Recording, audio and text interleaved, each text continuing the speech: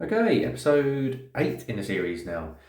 If you haven't seen the other episodes yet, then it's definitely worth going back to episode 1 and working your way through the series so you can get the most from these videos for your home renovation project. Okay, so project's now finished. Everything looks amazing, but how do you keep it that way? A bit of regular maintenance goes a long way, so here are some of my top tips. So let's start with silicone and sealant.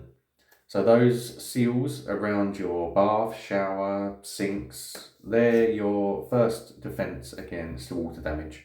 So keep them clean, check them every few months for any gaps or mold buildup, and plan to probably replace the silicone every 3 to 5 years. It can be longer, but I would, with regular sort of cleaning and checkup, it should last a little bit longer than that. But it's a quick, cheap job that prevents sort of expensive problems down the line. So definitely worth doing and keeping on top of. Next is condensation issues. So modern homes, very well insulated, which is great for your energy bills, but it can actually end up trapping more moisture. So always use your extractor fans when you're cooking or showering, and leave them running with the timer for sort of 15-20 minutes after you've finished. Open your windows daily, keep your trickle vents open, and wipe condensation off any windows in the morning to stop it from sitting on any timber seals and rotting. Your plumbing, so know where your stopcock is.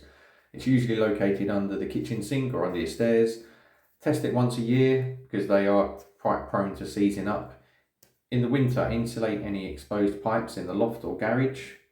Don't pour grease down your drain, obviously, because it's one of the number one causes of blockages, as well as wipes and stuff like that, and nappies for some reason. External maintenance, check gutters and downpipes twice a year. Inspect roof tiles after sort of heavy wind and storms, and keep an eye on the pointing in your brickwork. If you've got timber fascias, repaint them every sort of 3 to 5 years. Sometimes you can get away with a bit longer, and keep any sort of vegetation from growing on your walls.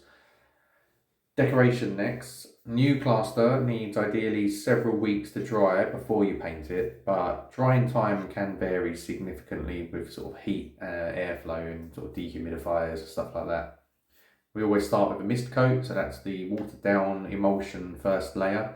And the reason for watering it down is because the plaster is very absorbent, so we want the paint to be thinner and more watery, so the water gets absorbed and the paint then stays on the surface, and it just makes it easier to apply the paint too, because if it's too thick on plaster, the plaster sucks it and it just won't roll.